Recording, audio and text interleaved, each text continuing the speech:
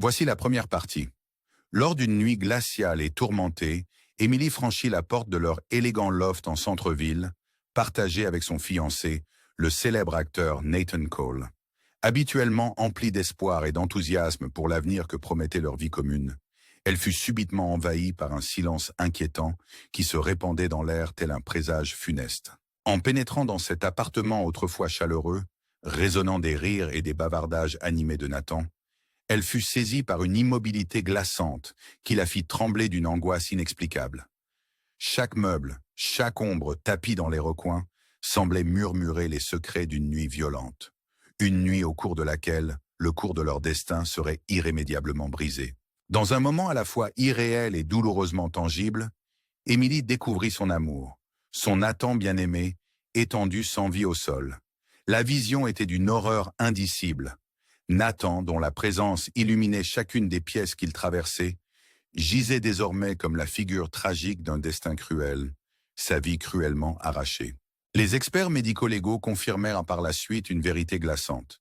Nathan avait été étranglé à l'aide d'un oreiller, cet objet qui jadis lui avait apporté réconfort dans ses instants de quiétude.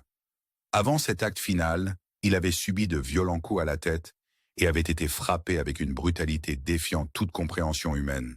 Chaque détail de la scène de crime dressait le tableau d'une férocité préméditée et d'une malveillance implacable, plongeant Émilie dans l'incompréhension quant à la présence d'une obscurité insoupçonnée chez celui qui lui était le plus cher. Paradoxalement, rien ne semblait avoir été dérobé de l'appartement, à l'exception d'un objet de grande valeur sentimentale pour Nathan, un ancien chronomètre, précieux héritage transmis par son père, avait mystérieusement disparu. Son absence résonnait comme la suppression délibérée d'un élément clé dans un puzzle, qui pourrait bien détenir le secret de cette fin tragique. Dans le désordre silencieux parsemé des traces d'une lutte acharnée, ce vestige manquant prenait des allures de marque sinistre, signalant l'existence d'un mobile caché derrière l'horreur de la scène. Rapidement, des rumeurs et quelques indices préliminaires orientèrent l'enquête vers deux figures intrigantes. D'un côté, Jack Carter, une présence énigmatique issue du passé trouble de Nathan, un homme dont le chemin avait déjà croisé celui du défunt dans des circonstances malheureuses. De l'autre, Jessica Monroe, une ancienne flamme à la beauté envoûtante et à la complexité passionnelle, dont la relation tumultueuse avec Nathan s'était soldée par des conflits amers et des menaces brûlantes. Au fil des secrets murmurés et des indices soigneusement relevés sur les lieux du crime, il devenait évident que ces deux individus avaient pénétré dans l'univers de Nathan, dans des circonstances aussi imprévisibles que périlleuses. Alors que les faibles lueurs des lampadaires se faufilaient à travers de lourds rideaux et que les ombres s'allongeaient, chaque détail laissait entrevoir des mystères plus profonds.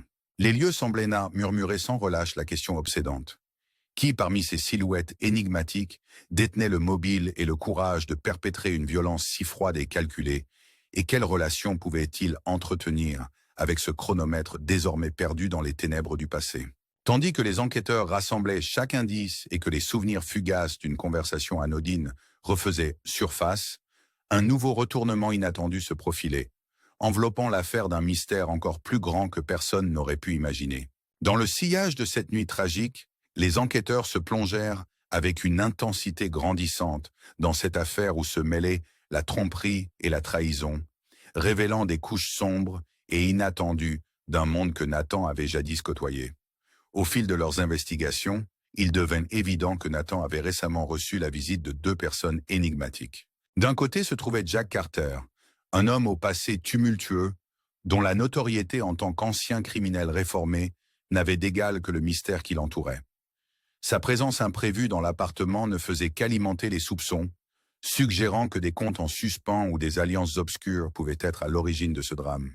De l'autre, Jessica Monroe, dont la relation orageuse et passionnelle avec Nathan avait agité les cercles sociaux locaux, se dressait désormais comme une suspecte de premier plan.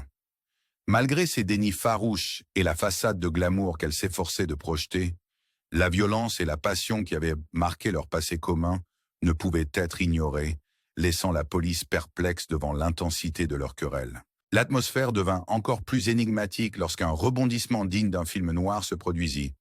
Au cœur du chaos d'accusations contradictoires et de mobiles incertains, Les experts en médecine légale mirent au jour l'existence d'un passe-temps pour le moins inattendu. Il s'agissait de la collection de timbres minutieusement organisée par Nathan, une passion héritée de son père, et qui renfermait en chaque enveloppe une part d'histoire et de mystère. Cependant, un détail accablant se révéla rapidement. Le timbre le plus remarquable de cette collection avait disparu. Au terme de recherches minutieuses dans chaque recoin de l'appartement, il était clair que cette absence n'était pas le fruit du hasard, mais plutôt le résultat d'un acte de spoliation soigneusement calculé. Ce fait inattendu amena les enquêteurs à s'interroger sur la possibilité que le mobile ne soit pas uniquement personnel, mais puisse aussi répondre à un désir avide de s'approprier un héritage familial d'une grande valeur. Un éclair de lucidité traversa ainsi l'esprit des détectives, lorsqu'ils en vinrent à envisager que le véritable coupable avait peut-être été motivé moins par des rancœurs personnelles que par l'attrait irrésistible des objets rares et précieux, faisant de ce timbre disparu la pièce maîtresse d'un puzzle beaucoup plus vaste. Les spéculations se multiplièrent, alimentées par des murmures faisant état d'un individu issu d'un cercle influent d'une prestigieuse association américaine de collectionneurs de timbres, celui qui, selon la rumeur, serait également lié à un réseau clandestin de trafic d'œuvres d'art et d'antiquités. À mesure que ces révélations se faisaient jour, l'enquête s'éloigna progressivement d'un simple drame sentimental pour se transformer en un bal masqué aux enjeux élevés, opposant des figures énigmatiques au sein d'un univers où les secrets, les trahisons et la passion se heurtent dans une danse mortelle.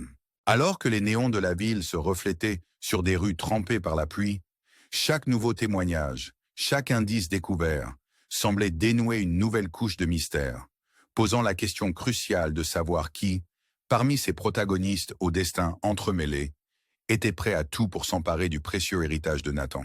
La scène se parait ainsi d'une aura fascinante, celle d'une vérité complexe, où la fascination des objets rares et la noirceur des ambitions humaines se mêlaient pour créer un tableau aussi envoûtant qu'inquiétant.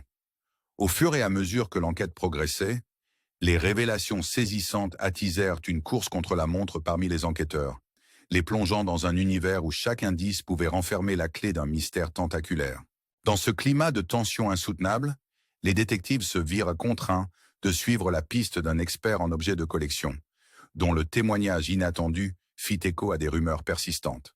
Cet expert, passionné et révélateur, exposa l'existence d'un réseau clandestin de collectionneurs aux enjeux élevés, des individus dont l'obsession pour les objets rares et précieux pouvait aisément les pousser à franchir les limites de la légalité. Selon lui, le timbre disparu, ce précieux héritage que Nathan chérissait depuis toujours, n'était pas seulement un vestige sentimental, mais aussi le messager de transactions interdites et d'accords troubles qui reliaient les plus hautes sphères d'un marché occulte. Le cheminement de l'enquête laissa peu à peu apparaître la macabre dimension de ce crime, dévoilant comment le passé prestigieux de Nathan s'était inextricablement mêlé au bas-fond d'une société rongée par la cupidité et le pouvoir.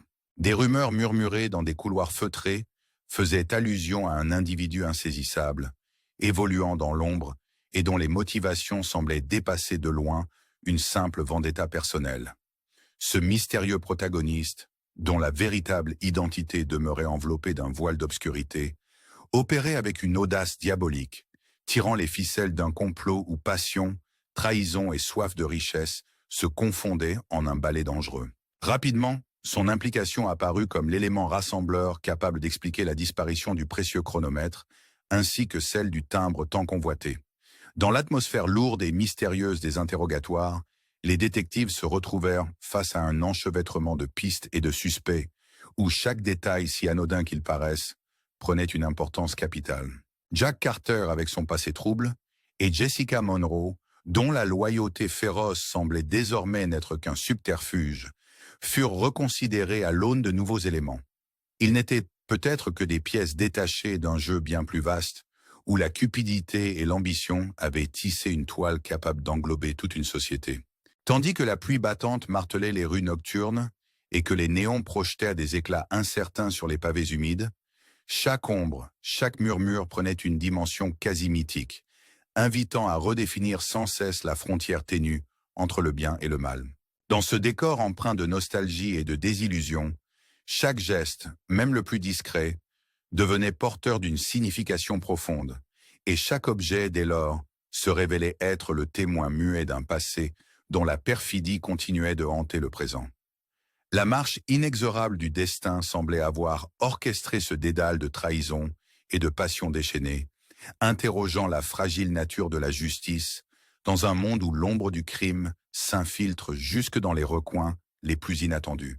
Alors, à l'heure où le calme apparent se faisait sombre, prélude à une vérité encore insaisissable, les enquêteurs, épuisés mais déterminés, restaient suspendus à la moindre parcelle d'information pouvant enfin révéler le ou les véritables artisans de ce complot. Et vous, chers auditeurs, face à cette énigme où se mêle la beauté fragile d'un héritage familial et l'obscurité d'un empire clandestin, êtes-vous prêt à plonger plus avant dans les méandres d'un crime qui défie toute logique?